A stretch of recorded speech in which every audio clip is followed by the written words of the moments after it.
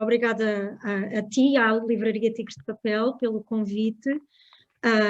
E, enfim, eu não sou não me considero uma especialista no Rui Duarte de Carvalho, conheço um pouco melhor o seu cinema, mas também acho que há pessoas que conhecem melhor o cinema dele, como por exemplo a Maria do Carmo Pissarra, mas vou tentar aqui, enfim, falar um pouco da parte, portanto, que vem da minha tese de doutoramento e que eu estou a transformar em livro, que tem a ver com pensar a questão de construir uma identidade nacional no cinema de Angola, Moçambique, Portugal e Brasil nos anos 60 e 70, e também dentro do cinema político, enfim, neste período. Portanto, e isto vem dessa parte e vem de uma das partes dedicadas à Angola, onde tento pensar como é que o Rui Duarte de Carvalho olha para a nação, que é uma coisa tão complexa, como já vamos ver, portanto, a partir do cinema. Claro, eu estou a basear-me também num texto que vem publicado neste livro, que está disponível na Livraria Tigres de Papel, da Cotovia, A Câmara, a Escrita e a Coisa Dita, portanto, que é uma nova edição da tese, se não me engano, de licenciatura, de Diplôme d'études avancées, que ele fez em Paris. Portanto, que já tinha sido publicado, eu penso que isto é uma edição muito antiga, que já não está disponível no mercado, uma amiga encontrou e deu-me, e que portanto, que está publicada agora, para quem quiser ler, no livro que eu acabei de mostrar. Portanto, para já vou começar aqui a partilhar o meu ecrã. Não estou muito habituada ao Zoom, vamos lá. Ok, então... Desculpa, aqui vamos esperar que isto funcione. Enfim, ok, então, portanto, ler a nação através dos filmes do Rui Duarte de Carvalho, ok? E este é o cartaz de um conjunto de filmes que vamos falar, que eu vou falar no final, que é o Presente Angolano, Tempo Momoila. Portanto, antes de começar a falar dos filmes do Rui Duarte Carvalho, desculpem, só estou aqui, que não estou a conseguir aceder porque vejo várias imagens no meu ecrã e, estava a tentar, desculpem, para conseguir ver o PowerPoint. Ok, eu gosto sempre de começar com uma citação do Amilcar Cabral, porque acho que ele é muito importante para a forma como se pensa a cultura nos processos de independência dos países africanos lusófonos, e porque é que a cultura teve um papel tão importante nas independências de Moçambique, Angola, Guiné-Bissau, e pensando até em Angola, onde inclusive é o primeiro presidente, portanto era um poeta da geração da mensagem, etc. E num dos seus livros mais importantes, A Arma da Teoria, Unidade e Luta, o Amilcar Cabral diz o seguinte sobre a libertação nacional e a cultura. Vemos assim que, se o domínio imperialista tem como necessidade vital praticar a opressão cultural, a libertação nacional é necessariamente um ato de cultura. E ele chama a atenção como em todos os movimentos de libertação, o passo que vem antes da luta armada é uma espécie de renascimento cultural, de valorização ou de repensar a cultura e as artes nessas nações ou até em grupos que estejam, por exemplo, que sejam oprimidos, e assim de repente penso, por exemplo, da Harlem a renascença de Harlem nos Estados Unidos, que antecipa as lutas pelos direitos civis, o Civil Rights Movement. Portanto, então, e é por isso que os governos, portanto, neste caso o MPLA, vai no início avançar um projeto de cultura com a criação em termos de cinema da TPA, da Televisão Popular de Angola, só que infelizmente devido ao início imediato da Guerra Civil, fica difícil construir, portanto, uma estrutura que permita, uma estrutura governamental que promova a produção de cinema nacional, a criação de um cinema nacional de uma forma mais sistemática, como foi, por exemplo, o caso daquilo que aconteceu em Moçambique. Portanto, os desafios eram muitos, não só de ordem financeira, mas também, portanto, com toda a conjuntura política que se vivia no país. E porquê o cinema?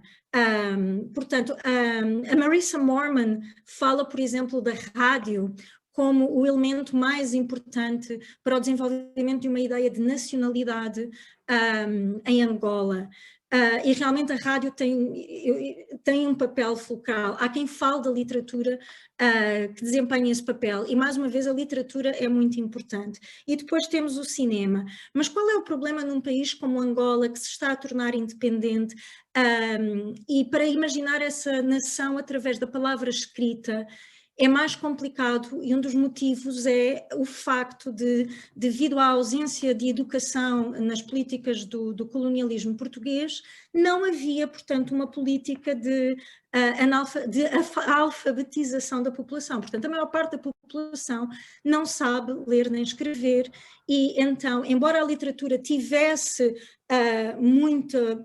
portanto, fosse visto como algo muito importante, haviam pessoas que compravam livros sem saberem ler, porque esperavam que um dia elas soubessem ler, ou alguém soubesse ler da família, mas compravam um livro também por esse caráter do prestígio que tinha na altura a ideia de um livro, a ideia de cultura. Mas a rádio e o cinema, como são falados, vêm precisamente a oferecer outras formas de criar narrativas nacionais que cheguem a mais população do que a palavra escrita. Portanto, daí também essa necessidade de se investir, ou esse primeiro movimento do governo do MPLA de investir na televisão popular de Angola e de investir nesse projeto de cinema.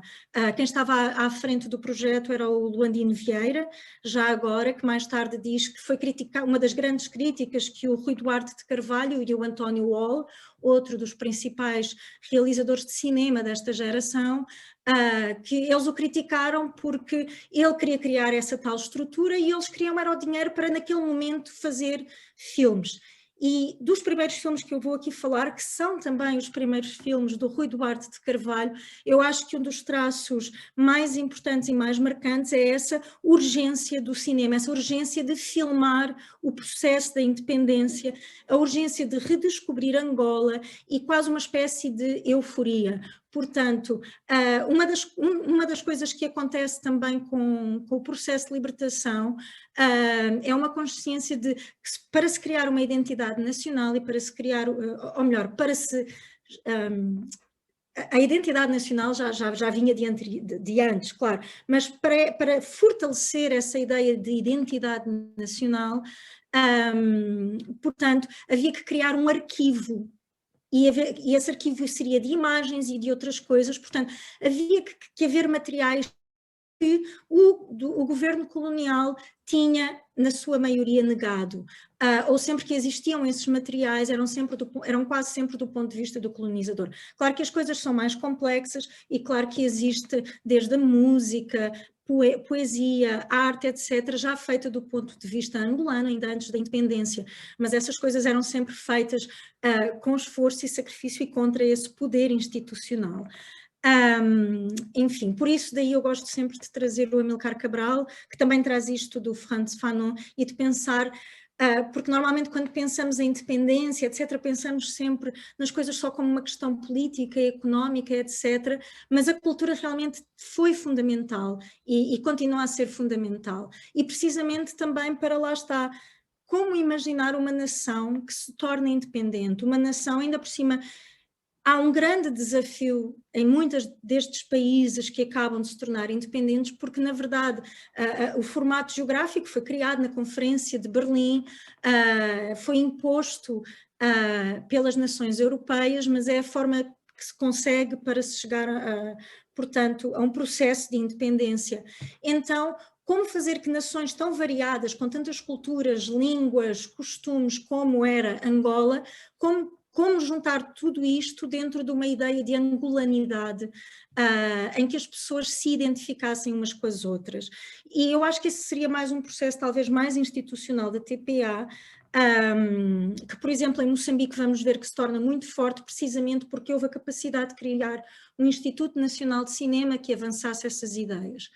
Em Angola, porque não houve tempo, não houve estrutura, não houve dinheiro para desenvolver dessa forma um instituto, o cinema que vemos da independência é um cinema mais de autor, mais artístico, eu diria, e portanto eu acho que tanto o Rui Duarte de Carvalho como o António Wall tiveram bastante mais liberdade para criarem os seus filmes e desenvolverem uma visão pessoal do que deveria ser esse cinema. Portanto é um cinema muito mais de autor, embora sempre com esta ideia de criar a nação, esta urgência também de documentar o que se estava a passar. Outra ideia com a qual eu também gosto muito de trabalhar é a ideia de terceiro cinema, que surge na Argentina com Fernando Solanas e Octavio Guettino, com o manifesto Hacia um terceiro cine, para um terceiro cinema, mas que o etíope Teshome Gabriel vai também adaptar para os cinemas de terceiro mundo e os cinemas africanos. Neste livro, Third Cinema in the Third World, The Aesthetics of Liberation. E eu gosto muito de pensar porque ele traz também estes quatro objetivos principais do terceiro cinema que eu acho que estão muito presentes nestes filmes que eu trago aqui do Rui Duarte de Carvalho. O primeiro é descolonizar as mentes, portanto, é precisamente... portanto, não basta só descolonizar a Terra, ou antes de se descolonizar a Terra tem que se descolonizar as mentes, e isso quer dizer que as pessoas têm que ter orgulho da sua cultura, conhecer a sua cultura, conhecer, ou as suas culturas, neste caso, conhecer o país, contribuir para o desenvolvimento de uma consciência radical, portanto, e vamos ver como isso também está nos filmes, principalmente no último que eu vou trazer, Pedra Sozinha Não Sustém a Panela. Levar a uma transformação revolucionária da sociedade, e mais uma vez vamos ver como estes filmes não só documentam o que se está a passar, mas também tentam eles, tanto através do realizador como das pessoas que são filmadas, há sempre esse desafio de pensar esta sociedade revolucionária, o que é que isso significa para cada um. E o interessante do cinema do Rui Duarte de Carvalho é que, ao invés de fazer isto através de grandes narrativas nacionais unitárias, ele vai fazer isto através de testemunhos individuais, portanto é o que traz também uma visão da nação muito mais subtil, muito mais complexa, mas também muito mais completa, porque muitas vezes traz, como vamos ver, pontos de vista que se chocam, e eu acho que há uma tentativa neste momento de os tentar conciliar e fazer e coexistir sem que uns apaguem os outros. Eu acho que isso é muito importante e tem muito a ver com se queremos falar de uma transformação revolucionária da sociedade em Rui Duarte de Carvalho, acho que está muito nesta forma de pensar em Angola como uma sociedade múltipla, com muita gente, onde todos devem ter espaço para coexistir e afirmar as suas culturas sem que estas sejam apagadas. E o quarto é desenvolver uma nova linguagem fílmica que possa levar a cabo estas tarefas. Portanto, como criar uma linguagem cinematográfica que represente os angolanos e que seja angolana. Portanto, isto também tem a ver com descolonizar não só as mentes, mas descolonizar o olhar. Portanto, aqui que tenho uma imagem de Rui Duarte de Carvalho, nas filmagens da série Presente Angolano, tempo Mumuíla, em 1979. E então, o primeiro... alguns filmes estão disponíveis nesta plataforma, no Vimeo, portanto este é o endereço, e eu no final, se me lembrarem, posso colocar no chat o link. Portanto, vimeo.com, RDC Virtual, que foi a Inês Ponte, se não me engano, que esteve aqui na semana passada também a apresentar, que organizou esta plataforma e que disponibilizou estes filmes com a autorização da família do Rui Duarte de Carvalho, do Luna de Carvalho, etc. Portanto, e 3 dos filmes que eu quero falar mais estão disponíveis na plataforma, porque acho que também seria interessante poder falar de algo que as pessoas depois possam ir para casa, possam ver e possam pensar, e não seja só eu, enfim, a trazer o meu ponto de vista. Então, o primeiro filme que está no Vimeo, e o primeiro filme que o Rui Duarte de Carvalho faz logo a seguir à independência, ao seu primeiro filme, chama-se Uma Festa para Viver, com 33 minutos, de 1975. E o filme, eu tenho aqui esta imagem, que é a imagem de abertura, onde aparece esta estrela na bandeira do MPLA. Portanto, estes primeiros filmes ainda são muito colados ao MPLA, são muito militantes de defesa do MPLA como o partido legítimo para ocupar o poder em Angola. E aqui na estrela, portanto, temos várias frases que eu pus aqui no canto: uma festa para viver, um só povo, uma só nação, uma só Angola, 11 de novembro. E todas estas palavras são muito interessantes, porque lá está, nos primeiros filmes eu acho que ainda não há, a urgência da independência ainda não leva a tornar mais complexa esta ideia de nação e do que é que significa ser angolano.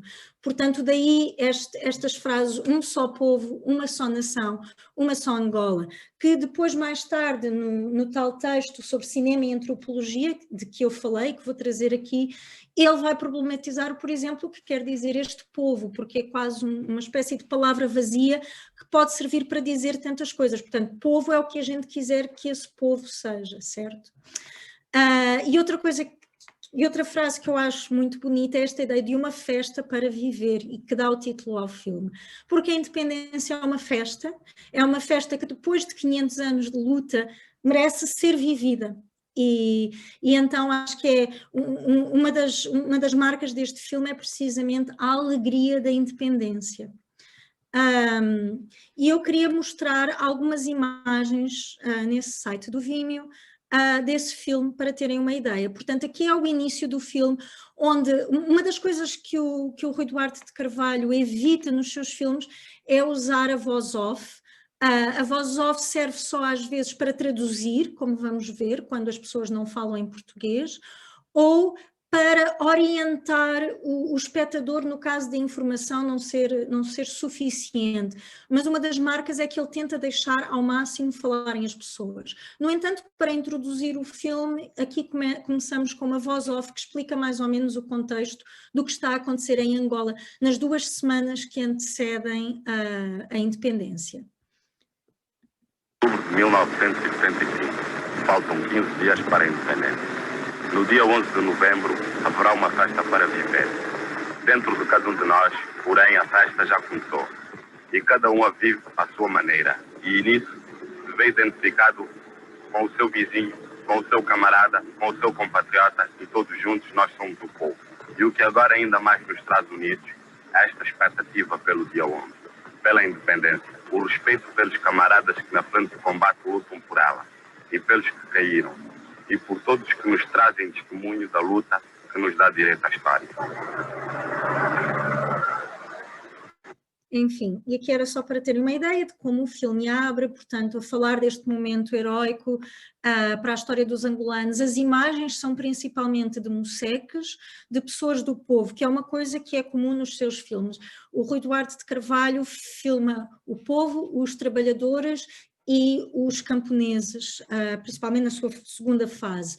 Portanto, mais uma vez é esta ideia que ele tem de devolver a voz ao povo. Mas às vezes um dos perigos de fazer este tipo de filmes, por exemplo, seria, eu acho, e a Gayatri Spivak também fala disto em relação ao Foucault e ao Deleuze, como pode ser perigoso apagar a figura do intelectual, fazer de conta que ele não existe e deixar as pessoas falarem, porque isso apaga a ideia de intervenção do intelectual naquilo que está a ser feito, que não é real. E o Rui Duarte de Carvalho é muito cuidadoso e faz o contrário. Ele nunca apaga a sua figura de intelectual e de mediador entre o que está a ser filmado e a audiência, precisamente porque ele entende que o seu lugar é um lugar complicado, é um lugar de mediação, mas que ele também tem uma grande autoridade e então, ao colocar-se ele próprio no meio e ao apontar para a sua figura, está precisamente a apontar para essa importância de se ter consciência do seu papel como intelectual ao representar estes eventos históricos. E vou agora mostrar outra cena do filme, onde precisamente aparece ele, a figura dele, a entrevistar as pessoas e a perguntar, eu acho que tenho aqui já, ups, ok, eu acho, vamos lá ver, escrevi mal, exato, é aqui. Então vamos lá ver. Faltam 4 dias para a independência.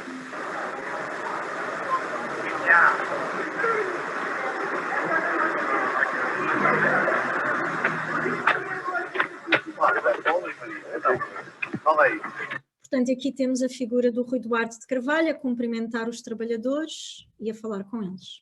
Estão a sair do trabalho, nós estamos a continuar a fazer aquele filme, Uma Festa para Viver. Como é que vão correr esses preparativos para a independência? Os preparativos para a independência aqui, os meus camaradas, não é? Devem ter qualquer quaisquer coisas programadas, não é? Mas cá na TAP, a Comissão de Trabalhadores está a preparar alguma coisa? Sim, eu já fico na TAP, a Comissão de Trabalhadores já prepara qualquer coisa. E lá no... Portanto, então metade do filme é feito destas entrevistas a várias pessoas que estão em Angola e perguntar como é que eles se estão a preparar para celebrar a independência. Há sempre um medo, algumas das pessoas falam do medo, portanto, possivelmente da UNITA e da Guerra Civil, mas existe essa vontade de preparar, de celebrar, etc. Há também, por exemplo, uma cena de um almoço em família, onde todos também falam de como é que vão celebrar, de como é que se sentem, etc. Portanto, e a segunda parte do filme é essa noite da independência, do arriar da bandeira portuguesa e do hastear da bandeira angolana. E uma das coisas mais interessantes é que a maior parte das cenas, possivelmente também, eu não assisti à independência, porque a maior parte das pessoas eram crianças, as crianças a desfilar, a celebrar, mas também porque as crianças simbolizam esta nação, que ainda também é criança, que está a crescer e a dar os primeiros passos, e também essa esperança no futuro. Eu queria só mostrar rapidamente algumas imagens para termos uma ideia, com fogos de artifício, muita felicidade, e eu não sei se aqui vamos conseguir apanhar, mas no fim existem também grandes planos de alguns cidadãos, que é precisamente este desejo de mostrar que este povo é feito de pessoas, de indivíduos que finalmente têm direito à história. Portanto, ups, um botão errado, ok.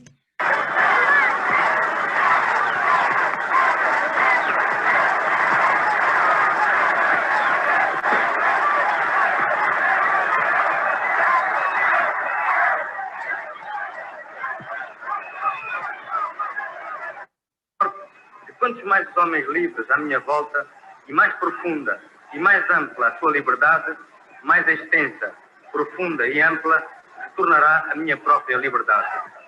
Não posso dizer-me verdadeiramente livre enquanto a minha liberdade, ou o que quer dizer a mesma coisa, a minha dignidade de homem, o meu direito humano. Enfim, pronto, acho que já ficam com uma ideia e o filme está disponível no Vimeo, então quem quiser pode depois ver. E agora vou tentar, vejo que o tempo passa sempre mais rápido do que pensamos. O segundo filme que o Rui Duarte de Carvalho faz chama-se Geração 50, em 1975, e é uma homenagem muito poética à geração de poetas de 50, à geração da Mensagem, da revista Mensagem, e principalmente a Agostinho Neto, António Jacinto e Viriato da Cruz. Mais uma vez é um filme que filma principalmente os moceques. Começa, por exemplo, com o Moceque de Agostinho Neto e os trabalhadores, imagens de uma fábrica de cimento, de uma metalurgia, de trabalhadores do cais a carregarem sacas de cimento, e que vai falando da história da Mensagem, que começa em 1948, sob o lema Vamos Descobrir Angola, e que depois se concretiza na revista Mensagem. Portanto, o filme fala desta geração como uma das primeiras tentativas de organizar o movimento de resistência ao poder colonial, e portanto, também traz esta ideia que é na Mensagem, na revista Mensagem, que nasce a ideia de identidade nacional angolana, depois desenvolvida até à independência e depois da independência pelo cinema, por exemplo, de Rui Duarte de Carvalho. Mais uma vez o filme termina, é outra coisa que é muito comum nos filmes do Rui Duarte de Carvalho, ele dá créditos não só a ele como autor do filme, mas também às pessoas que participam nele. Portanto, esta ideia de que o cinema é um trabalho coletivo, não só de quem filma, mas também de quem é filmado. E então, no final, diz-se que no filme colaboraram o povo de Luanda, Mário de Alcântara Monteiro e Arnaldo Santos. Portanto, mais uma vez, há uma ideia de cinema coletivo que não é se calhar tão prática ou tão do ponto tão como por exemplo em Moçambique, no sentido em que as pessoas nem sequer assinavam os filmes eram feitos em conjunto, mas aqui também eram feitos em conjunto, embora haja essa marca de autor. Mas uma coisa que o Rui Duarte de Carvalho faz, que normalmente os documentários tendem a não fazer, é incluir quem é filmado como autor do filme, porque afinal esses são também agentes dessa nação angolana e são agentes de criar essa nova história ou essas novas histórias do que é ser angolano. Outro filme que, na verdade, não sei porquê, mas é um dos que mais me toca e um dos meus favoritos. Estes dois não estão no Vimeo, eu vi no arquivo da Cinemateca Portuguesa, e este, como foi, como não foi, acho que é um dos filmes mais bonitos dele, mas se calhar nem é um dos mais interessantes, só que por alguma razão toca-me muito e...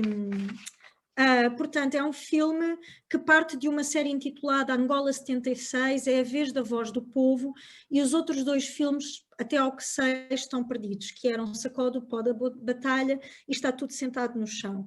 Portanto, este filme é filmado na região da Kibala, numa aldeia chamada Balaia, onde os mais velhos contam as suas histórias de exploração e dificuldades durante o período colonial. Por exemplo, há um senhor que conta que era muito difícil ir ao hospital e ele tinha um problema na mão, e quando pede para ir ao hospital chamam-no de mangonheiro, de preguiçoso, e batem-lhe na mão. Ele acaba por ser preso, é obrigado a ir durante vários anos para fazer trabalho forçado.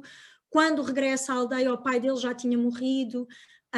Enfim, então são este tipo de histórias sobre essa exploração colonial, e é o único filme que realmente se foca nesse passado, mas num passado também lá está com essa necessidade, embora os filmes sejam sempre essa necessidade de pensar Angola do momento da independência para a frente, mas também essa consciência de que a história não se apaga e de que faz parte da identidade do que é ser angolano.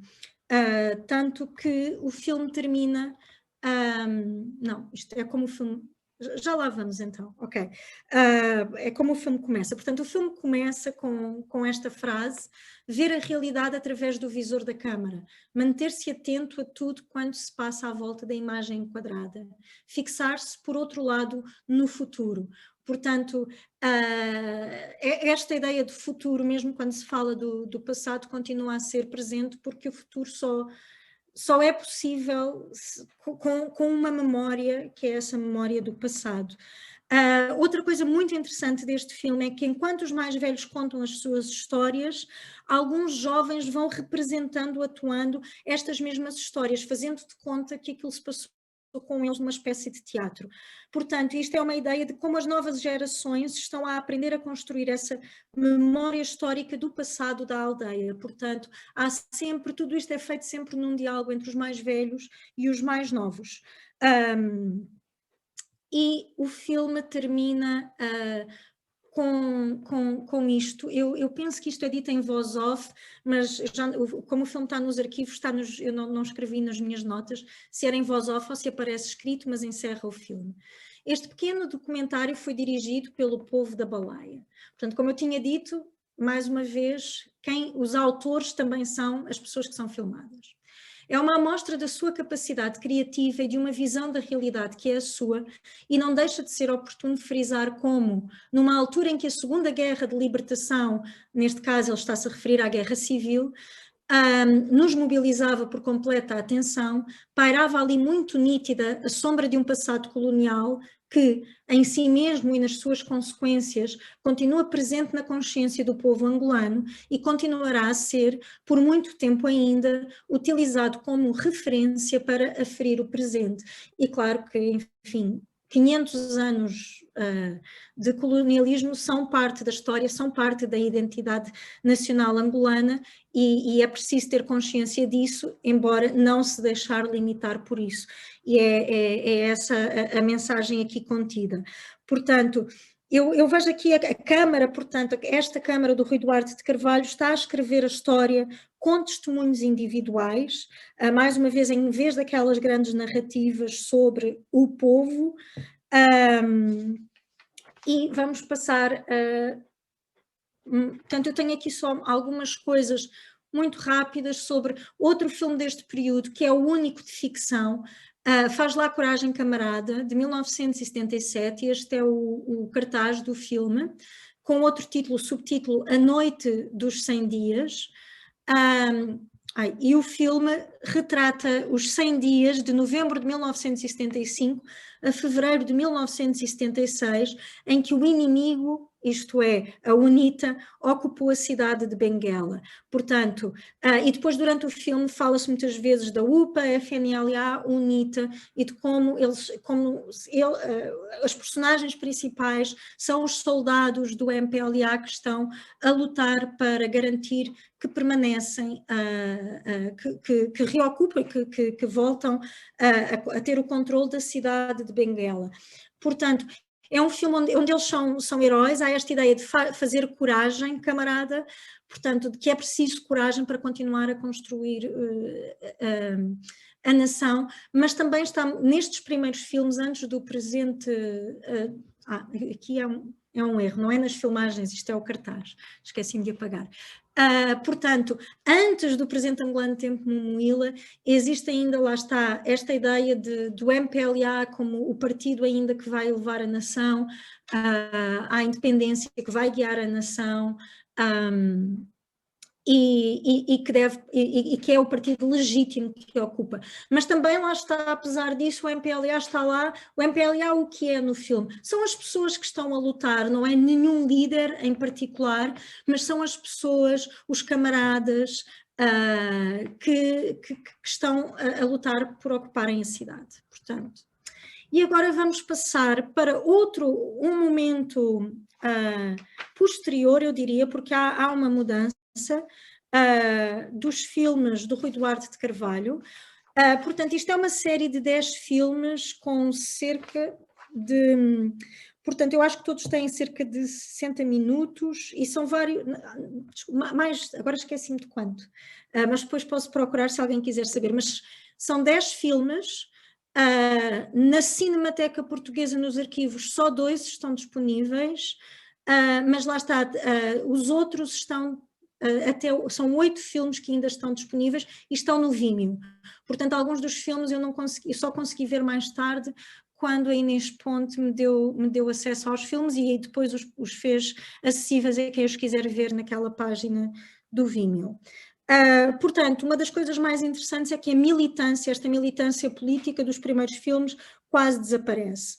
E estes filmes propõem também uma outra forma de se imaginar a nação angolana. Enquanto a maioria dos filmes que falámos anteriormente são urbanos, quase todos em Luanda, excepto Como Foi, Como Não Foi, e Faz lá Coragem, Camarada, que se passa em Benguela. Como Foi, Como Não Foi, também se passa portanto, numa aldeia. Existem outros 2 filmes que eu não vi, que eu acho que estão perdidos deste período, e por isso não estou aqui a falar, mas a Maria do Carmo Pissarra, no livro Angola, o Nascimento de uma Nação, fala disso. Portanto, se alguém tiver curiosidade, está no 3º volume, no artigo dela. Portanto, eu aqui quero me focar em 2 filmes que eu acho que são os filmes que mais retratam esta ideia de nação angolana, mas de uma forma, portanto, muito mais complexa, que tenta incluir já esta diversidade cultural, que tenta também questionar estas narrativas de uma nação onde todos são iguais, onde todos coexistem. Portanto, gostava de começar, se calhar, a mostrar ou a falar. Estes são os tais livros que eu tinha mencionado, acho que por alguma razão.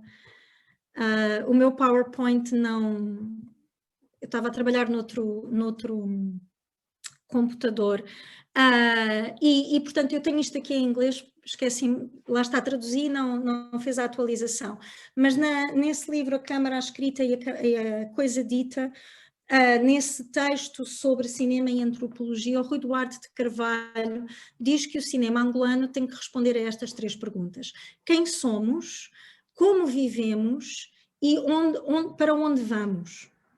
Sim? E ele diz, numa situação como a de Angola tornada independente, quem é o ator principal? Seja qual for o regime que assume o poder num país que consegue afastar a dominação estrangeira, o discurso e a prática institucionais adotam o conceito de povo como referência obrigatória de intenções ou de suporte. Conhecer e tratar esta realidade obrigará então a que se tome consciência das relações sociais que a tecem, dos papéis e da movimentação que nela assumem os próprios atores sociais. A 300 quilómetros do seu local de nascimento ou de aprendizagem da prática social, qualquer angolano se vê confrontado com dados culturais que lhe não são imediatamente apreensíveis. E aqui, neste texto, é precisamente onde Rui Duarte vai dizer que é aqui que a antropologia pode ser muito útil para os próprios angolanos conhecerem o seu próprio país. Já que existem tantos dados culturais que não são imediatamente apreensíveis, portanto, por essa diversidade. E é isso que ele vai tentar fazer com o presente angolano, tempo Mumuíla, e como vemos temos já aqui a justaposição de 2 tempos, que é o presente angolano, e o tempo Mumuíla, que também é o presente angolano, mas é outro tempo, é outra forma de ver o tempo e também de conceber o mundo. E para isso eu quero começar com o filme O Kimbanda Cambia. Portanto, este filme é uma entrevista entre o curandeiro da aldeia, o Kimbanda, Cambia é o apelido dele, e um psiquiatra, o Dr. Neto, e justapõe 2 formas o filme justapõe 2 formas de terapia: a ocidental, que cuida do indivíduo, e a africana, que tem a comunidade no centro do processo da cura, onde o conceito de doença é essencialmente psicossomático. E o papel do Kimbanda é reconciliar o indivíduo com a comunidade. Uma das coisas que mais me interessa, ou que eu acho mais interessante, é precisamente esta ideia da doença como um problema da comunidade. Quando alguém da comunidade adoece, toda a comunidade se vê afetada. Portanto, então temos que pensar a doença como algo que toda a comunidade junta tem de resolver. E acho que é uma coisa que hoje em dia, em tempos de Covid, faz muito sentido, porque um dos problemas de sociedades como, por exemplo, os Estados Unidos, mais individualistas, mais focadas no indivíduo, são as que têm tido mais dificuldade em controlar a doença, porque as pessoas se opõem a usar máscaras, enfim, a fazerem pequenos gestos de sacrifício pelo bem da comunidade. E, portanto, eu acho que se pensarmos aqui o Covid, vemos como realmente existem, sem se pensar no indivíduo como parte da comunidade e sem se, portanto, todas as políticas públicas de saúde pública, de prevenção do Covid, têm a ver com mobilizar a comunidade para agir. E enfim, em ideias de individualismo, de eu não quero usar a máscara porque me incomoda, são uma das coisas que estão a trazer problemas do controle da pandemia. Então acho muito interessante, porque realmente é uma ideia que acho que agora está a ser repensada de outras formas, mas que, por exemplo, nos Mumuíla já pensavam há muito mais tempo.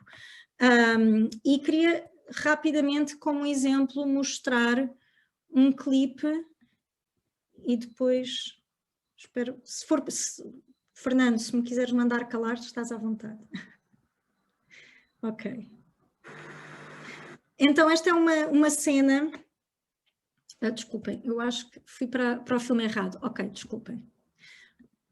Portanto, aqui temos o psiquiatra Dr. Neto, que explica e fala, portanto, destas 2 tradições. Fazer-lhe algumas perguntas que talvez ajudem ao esclarecimento da matéria. A primeira é a seguinte: as investigações atuais visando a recuperação dos conhecimentos tradicionais em matéria médica incidem particularmente sobre o aspecto fitoterapêutico. nós queríamos perguntar-lhe como pensa que se pode ultrapassar esta limitação. Pessoalmente, quer dizer, e mesmo segundo os estudos feitos, quer dizer, a prática do Kimbanda não é simplesmente a fitoterapia, é todo um conjunto. O Kimbanda age a vários níveis, a nível psicológico, a nível ritual, a nível transcendental e a nível biológico. Quer dizer, tudo isto parte também do conceito de doença. Quer dizer, o Kimbanda não trata o indivíduo em si. O Kimbanda é um indivíduo que trata distúrbios sociais. Quer dizer, que a doença, dentro do conceito africano, apresenta um modelo muito diferente do que é o modelo ocidental ou da medicina moderna. A medicina moderna, a doença apresenta um modelo biológico, o indivíduo tem tal sintomatologia, corresponde a tal doença, tal tratamento, tal prognóstico, enfim. Para o africano, o conceito de doença é algo diferente. Isto também é função da posição que o indivíduo em si tem no grupo, enquanto, por exemplo, numa sociedade ocidental, por exemplo, o indivíduo é um indivíduo independente, quer dizer... Pronto, e este filme também está no vídeo, para quem quiser, tiver curiosidade de continuar a ver. Portanto, e o Kimbanda a certa altura também vai falar e dizer que, por exemplo, das doenças do corpo não é ele que trata, é o hospital. Se alguém vem com uma ferida, ele manda as pessoas ao hospital. O que ele trata são das doenças da cabeça, do espírito. E o papel fundamental do Kimbanda é comunicar o indivíduo com a sociedade, conciliando-os e trazendo ordem à comunidade. Portanto, no final, o Dr. Neto pensa em formas possíveis de se reunir estes dois tipos de terapia e de os disponibilizar a toda a população angolana. Portanto, esta ideia de que elas não são incompatíveis, mas complementares. O último filme que quero falar aqui, é Pedra Sozinha Não Sustém Panela, que é um provérbio mumuíla, e que mostra, portanto, os mais velhos da região que era antes o reino de Jau, portanto do grupo Mumuíla, no sudoeste de Angola, e que vão falando das suas tradições, de como eles guardam e passam conhecimento da sua história, e os estudantes da Faculdade de Letras do Lubango, em Huila, que falam também do seu conhecimento académico, dos livros, embora eles nunca se encontram, é a Câmara, mais uma vez, que faz esta união entre os mais velhos do Jau e os estudantes, mas há como que um diálogo, porque são filmados primeiro os mais velhos a falarem das suas tradições. Esse filme parece ser mostrado aos estudantes, que depois discutem essas ideias entre eles. Depois mostra-se esse vídeo dos estudantes de novo aos habitantes do Jau, que dão a resposta final. Portanto, é esta Câmara, mais uma vez, que une a nação e que cria estes diálogos entre duas formas de ver o mundo tão diferentes. Portanto, aqui temos uma imagem dos estudantes, aqui temos uma imagem dos mais velhos, e eu tenho também alguns clipes. E este aqui é mais rápido, portanto, o que me interessa aqui, uma das coisas que os mais velhos falam é, por exemplo, porque eles dizem que os três pontos mais importantes que fazem evoluir o homem são a chuva, a força do homem e a ajuda do governo, que eles veem a ajuda do governo como dar sementes para se poder produzir. A chuva é o que faz os alimentos crescerem, mas nada cresce e nada vinga sem a força do homem e o trabalho do homem. Portanto, esta ideia é uma cultura muito próxima à terra e ao que a terra nos traz para nos alimentarmos. E o que eu acho muito interessante no filme é que quando o filme corta dos mais velhos para os estudantes, começa com um close-up de livros no chão e dos pés dos estudantes, fazendo esse paralelo entre a terra que dá comida e os livros como a terra que dá o alimento aos estudantes. portanto, primeiro são alguns segundos e depois passo para a outra. Nós conhecemos e sabemos as conversas dos nossos antepassados, mas agora os novos não aceitam.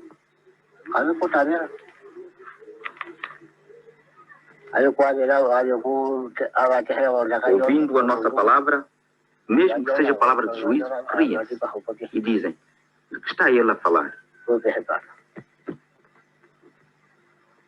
A concepção do mundo aqui, entre os africanos em geral e aqui concretamente entre os mais velhos da região do Jal, antes de mais, pode ser explicada através daquilo que nós todos sabemos.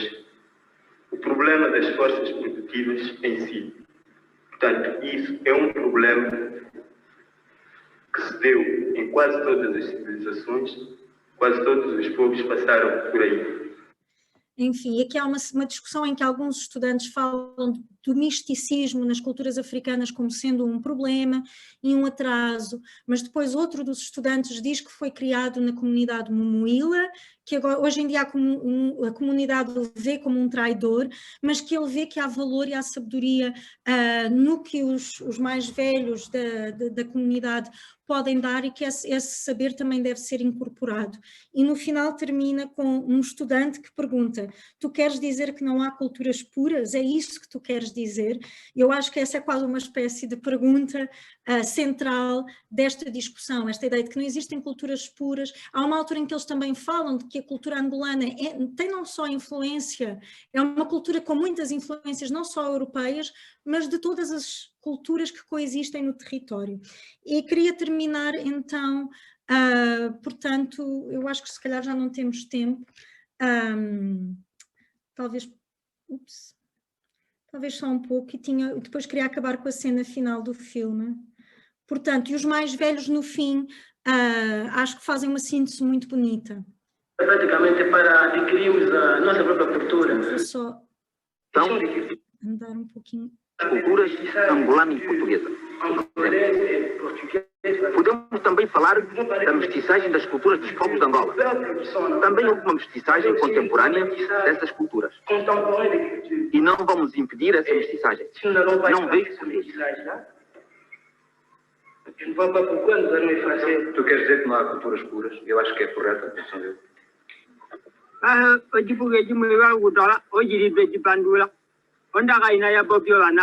Daquilo que disseram os estudantes, os mais novos, nós estamos agradecidos. Estamos agradecidos e assim continuamos.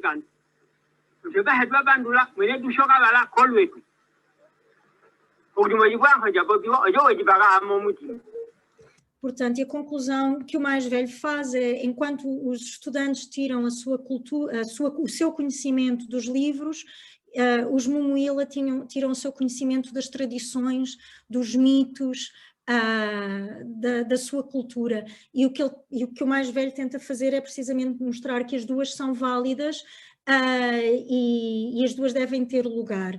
E o filme termina, e eu termino também com esta imagem, que eu acho que faz uma síntese muito interessante dessa tradição, que é a agricultura, com esta pessoa, portanto, com esta imagem de alguém a cavar a terra, e depois a câmara vai crescendo e vai nos mostrar umas gruas com umas casas a serem construídas.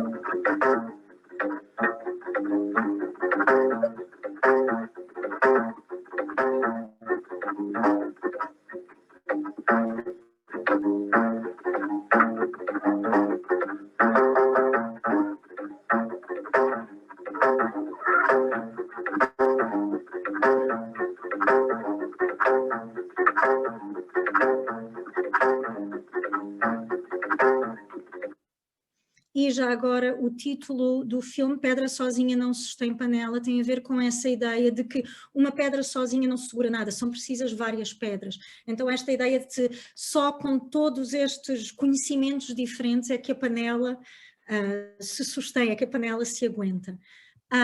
E termino com esta citação do Rui Duarte Carvalho: nem a busca de sobrevivências culturais, nem a sua subestimação, nem a exaltação das propostas políticas, nem a sua escamoteação.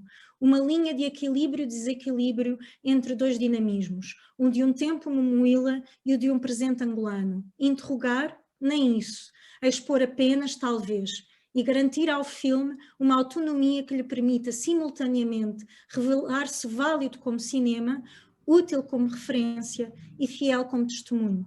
Talvez assim se consiga estabelecer uma delicada zona de compromisso entre quem fornece os meios, quem os maneja e quem depõe se expõe perante os mesmos. E acho que esta ideia de uma delicada zona de compromisso, pelo menos para mim como investigadora, e acho que também era a posição que o Rui Duarte de Carvalho sempre tentou, de forma muito cuidadosa, procurar não só no seu cinema, mas na sua literatura. E obrigada. Acho que posso parar de... aqui. Ok, agora se tiverem perguntas... Ok. Muito obrigado, Inês, pela tua intervenção, pela tua apresentação. Pronto, era isso. Abríamos agora então um espaço de conversa. Quem quiser intervir para dar a sua opinião, fazer observações, perguntas, etc. Pronto, seria agora o momento. Boa tarde. Luísa, acho que carregou no mute, não estamos a ouvir. Peço desculpa. Boa tarde, muito obrigada por esta oportunidade que temos, estas grandes vantagens de poder assistir a conferências e apresentações tão interessantes à distância.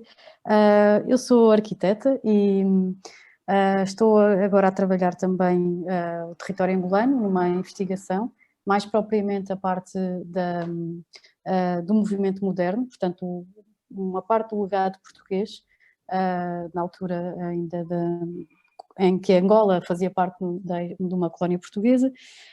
E então eu tinha duas perguntas, três perguntas para lhe fazer. A primeira é, até que ponto é que faz sentido esta ideia de identidade nacional numa nova nação, Angola, que é compreensível por vários fatores, até pela submissão colonial de tantos e tantos anos.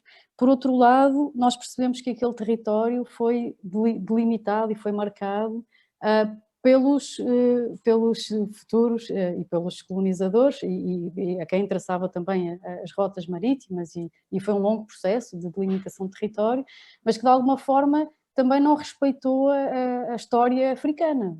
Portanto, foi um território que foi delimitado com interesses estritamente económicos e geopolíticos. E então, depois desse território ter sido marcado, a fronteira não mudou e há uma identidade nacional, mas de um território que foi forçado a ser aquela união.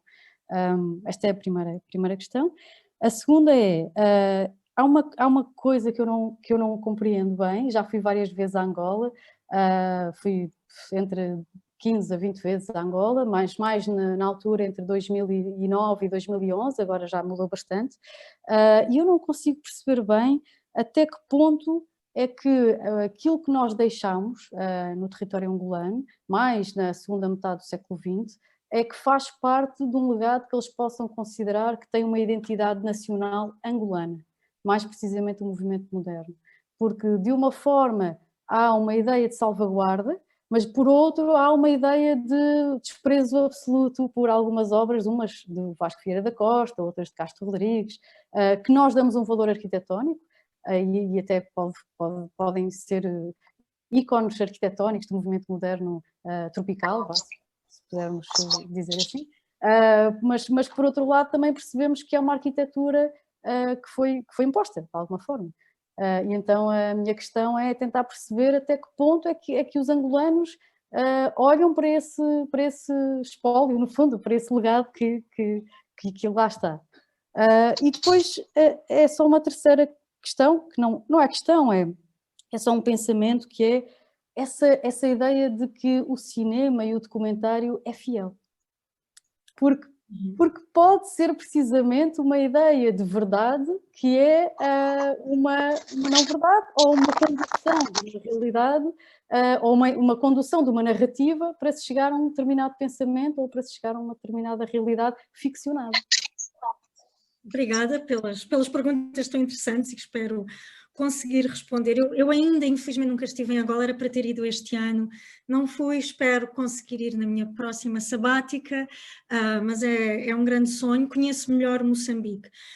Mas, portanto, se calhar começar com a primeira, sentido, essa ideia de haver uma identidade nacional, eu acho, é assim, eu não sou tão familiar com a obra do Rui Duarte Carvalho, mais portanto, dos últimos anos, como com os filmes, mas acho, por aquilo que eu conheço, é uma ideia que foi, claro, evoluindo, ele foi problematizando-a cada vez mais, e se calhar não completamente, não é uma ideia que ele abandone completamente, mas eu acho que essa preocupação cada vez mais de trabalhar, por exemplo, no Vou Lá Visitar Pastores, com grupos específicos e de os pensar nessa cultura, portanto tem a ver com essa problematização, mas também é algo que ele nunca, eu acho que ele nunca abandona a problematização, mas ele nunca acredita numa história universal de identidade, universal no sentido angolano e de angolanidade, que é só uma, que existe uma ideia que não é questionada. Eu acho que é bastante pelo contrário.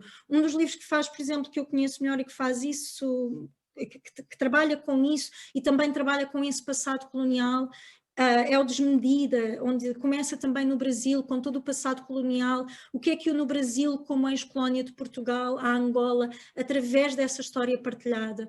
E eu acho que é difícil responder porque é uma coisa muito complexa. Os primeiros filmes dele têm um elemento mais propagandístico, mas eu acho que tem a ver, eu não gosto de usar esta palavra propagandístico, porque acho que também apaga o momento histórico, as condicionantes históricas do que fizeram aqueles filmes. Aqueles filmes são feitos nos primeiros anos da independência, num país que está a entrar em guerra civil. Então, a guerra civil é um país que já está dividido desde que começa. Então, eu acho que também existe, por um lado, essa ideia de tentar criar uma identidade nacional que contraponha a essa divisão que nós sabemos, portanto, os resultados devastadores que teve. Mas, portanto, é algo que, por exemplo, no presente angolano, tempo Mumuíla, já há ali uma grande mudança e essa ideia de nacionalidade que está presente nos primeiros filmes já começa a ser muito mais posta em causa. E, portanto, eu acho que ele é um dos escritores, se não o escritor angolano, que teve mais preocupação em retratar outros grupos, inclusive com outras línguas. Portanto, como nós vemos, as pessoas falam, por exemplo, os mais velhos do Jau estão a falar em Nhanheca Umbe. Portanto, também existe essa necessidade de mostrar que em Angola não se fala só português. Aliás, os estudantes também falam em francês, não falam só em português. Então existe esta coexistência de línguas que mais uma vez aponta para esta ideia de que não existe uma cultura pura e que a única coisa que se pode fazer é problematizar, mas eu acho que também não existe espaço para não falar ou não se pensar. Porque acho que é um dos maiores, foi um dos maiores desafios principalmente de Angola e de Moçambique, que são os países que eu estou mais familiarizada, de como construir essa nação, de como construir uma nação que se quer, que se deseja, que se lutou e se morreu por ela, mas que ao mesmo tempo é uma nação tão múltipla e que não foi escolhida pelos próprios angolanos como nação. Portanto, foi feita no mapa em Berlim, claro que mais tarde eles vão escolhê-la, não quero dizer. A mensagem, eu acho que começa já com essa escolha de se criar uma nação angolana. E existe um movimento de libertação por Angola, lá está. Agora, é complexo também, se calhar não tenho uma resposta. Acho que o Rui Duarte Carvalho também não tem uma resposta e acho que é por isso que ele é tão interessante. Quanto à segunda pergunta, eu vi uma conferência muito interessante do António Tomás, acho que é António Tomás, que dá aulas na África do Sul, e ele trabalha muito com questões de património, e ele estava precisamente a trabalhar com essas questões. Portanto, se calhar mais do que conseguir dar uma resposta assim mais coerente, mas aconselho o António Tomás porque acho que é alguém que tem pensado muito estas questões de uma forma muito, muito interessante. Mas estou a pensar, por exemplo, na questão do Teatro Elinga, que era para ser demolido e depois os artistas moçambicanos querem recuperar o espaço como lugar de um dos eventos artísticos se calhar mais importantes contemporâneos em Angola, o Fucking Globo, que acho que é muito interessante, e então existe, eu acho que tem a ver com uma relação conflituosa com o passado, mas também a minha pergunta é, será que podia ser de forma diferente?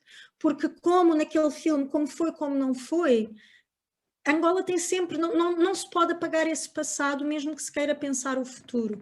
E então isso vai sempre estar presente, esse passado colonial, como uma forma de aferir o presente. Agora,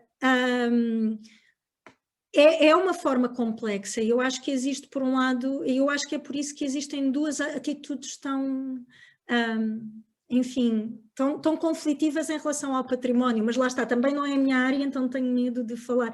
Mas estou a pensar uma das coisas que, e acabo sempre por falar por Moçambique, porque fui lá e preciso mesmo de ir a Angola e está nos meus planos. A Casa Algarve era um palacete no centro de Maputo, que era da PIDE e onde se torturavam pessoas. E é um lugar que está completamente abandonado, em ruínas, cheio de lixo e de corvos. É quase como se fosse um sítio assombrado. Eu acho muito interessante porque não foi destruído, continua lá, mas também não foi recuperado. Eu acho que é muito simbólico dessa relação com o passado.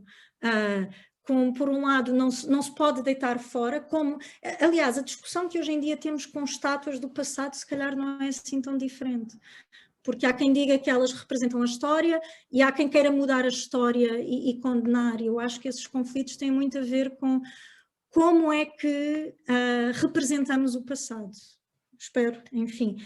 E em relação aos documentários serem fiéis, claro que não são, nenhum documentário é fiel, há sempre essa consciência do plano, mas eu acho que o que é interessante no cinema do Rui Duarte de Carvalho é que ele não apaga isso, antes pelo contrário, por isso é que ele aparece nos filmes, por isso é que, por exemplo, no Como Foi, Como Não Foi, aparece aquela epígrafe a dizer que se tem que pensar não só no que está dentro do plano, mas também no que está fora, e por isso é que ele também, quando escreve sobre cinema, pensa tanto sobre esse papel do intelectual, que é um papel que é muito problemático, principalmente quando se fala de culturas oprimidas ou com culturas com menos poder, porque há sempre uma apropriação.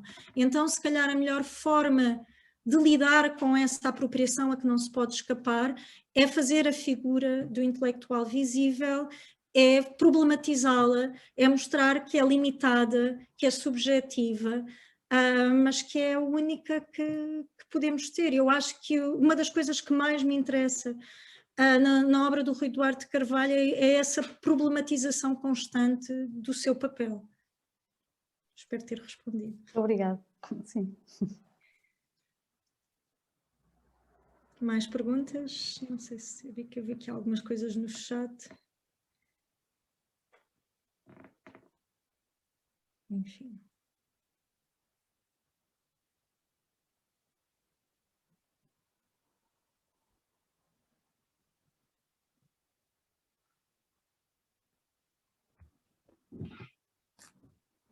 Enfim, senão é por questões, como diz o Rui, sobre o papel do escritor. Exato, como diz a Juliana Campos no chat. E sim, eu acho que é uma das coisas que é mais interessante, é que a escrita dele não é uma escrita de respostas, e os filmes dele também não são filmes de respostas, são mais filmes de perguntas. Inclusive é o primeiro filme que ele faz, Uma Festa para Viver, que tem essa urgência de filmar, é um filme feito em 15 dias a filmar a independência, mas é um filme onde ele vai perguntar às pessoas como é que se sentem e o que é que acham da independência.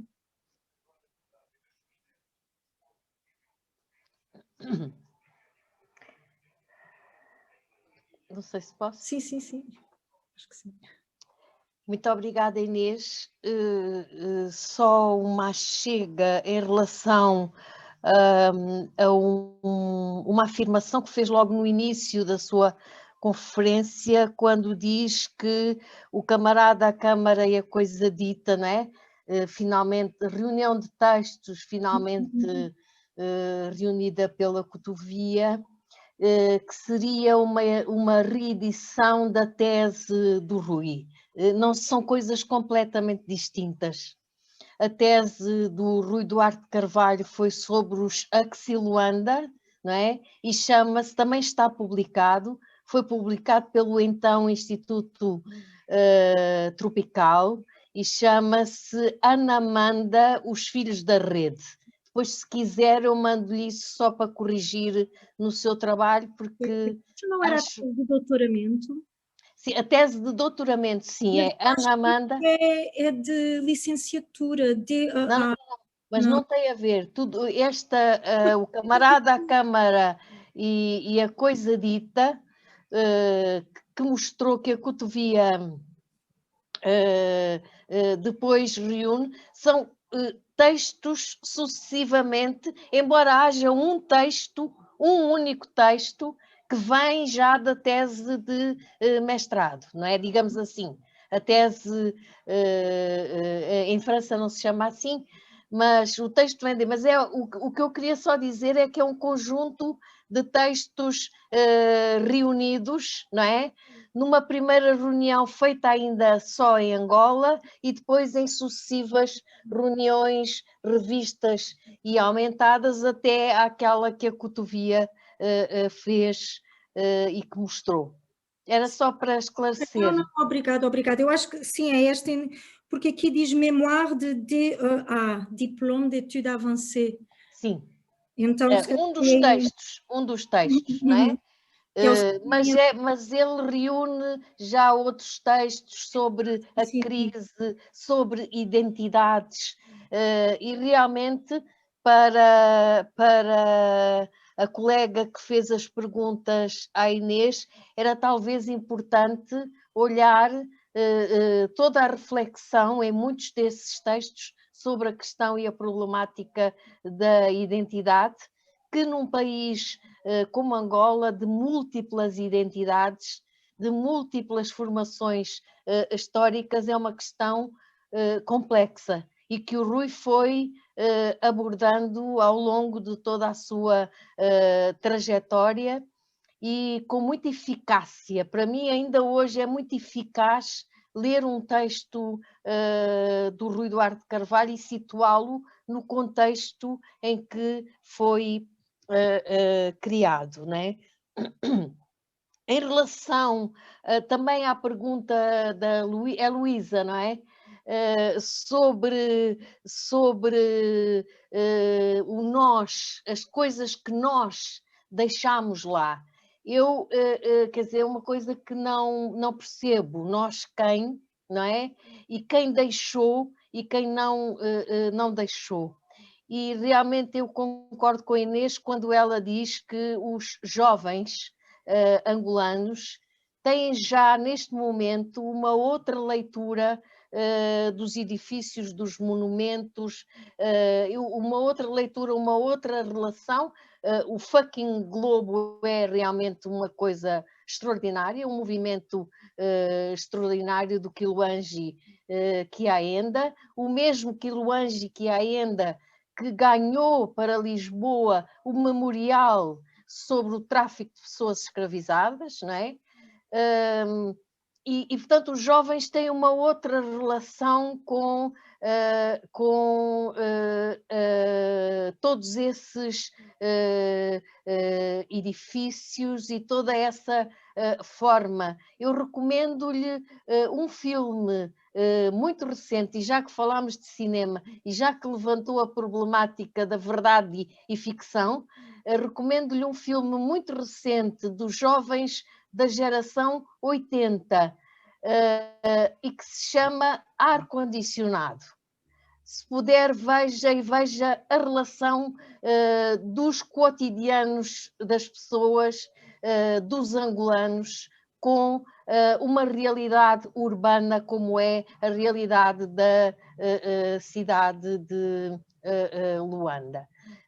Quer dizer, não lhes desculpe, não estou a falar do alto da minha mais velhice.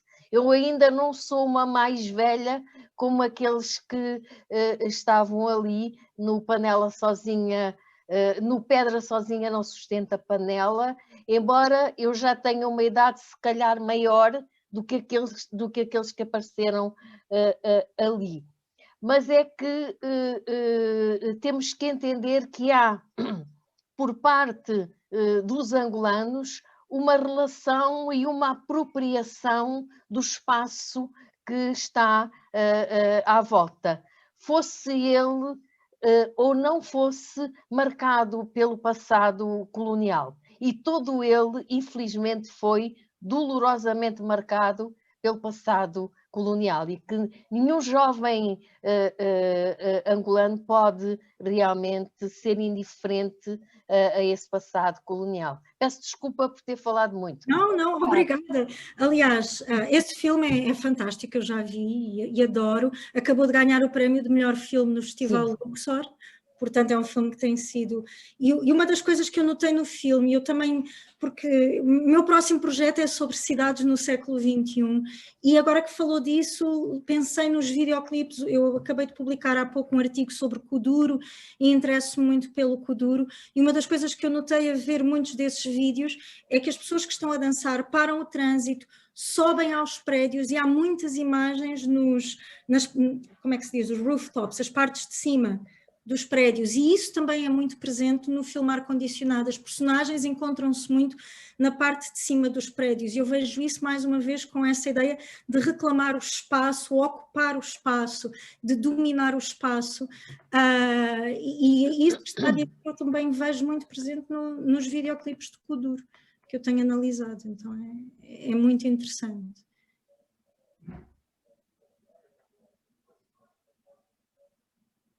Enfim, mas sim, vale a pena comprar o livro que está. Estava a ver que o Fernando comentou, os livros estão todos disponíveis todos os livros do Rui Duarte de Carvalho estão agora disponíveis na Tigre de Papel, e realmente é um livro que vale a pena. Eu acho que realmente é um dos escritores, talvez por ser difícil, que se calhar é menos falado, mas para mim é um dos maiores escritores de língua portuguesa, e acho que é fundamental para entender não só Angola, mas para entender tantas coisas e da sociedade em que vivemos, e também do que é esse mundo lusófono, com todas as aspas que podemos colocar e com todos os problemas. E um dos livros que eu acho que faz isso também muito bem, pensa muito... essas ligações, que é outra coisa que me interessa, é precisamente o Desmedida, que eu já apresentei também na livraria há uns anos, e onde ele vai buscar todo esse passado, e onde ele vai pensar como é que nós, porque ele depois traz estas histórias para os pastores, acho que aqui neste caso no Desmedida já é do Coval, se não me engano, já foi há uns anos que eu li, e onde também traz estas questões para eles, e lá está, como transmitir esta ideia a estas pessoas que vêm de outra cultura, mas que também fazem parte de Angola. Então acho que se calhar uma boa forma de tentar entender um pouco essa relação é lendo Rui Duarte de Carvalho, definitivamente.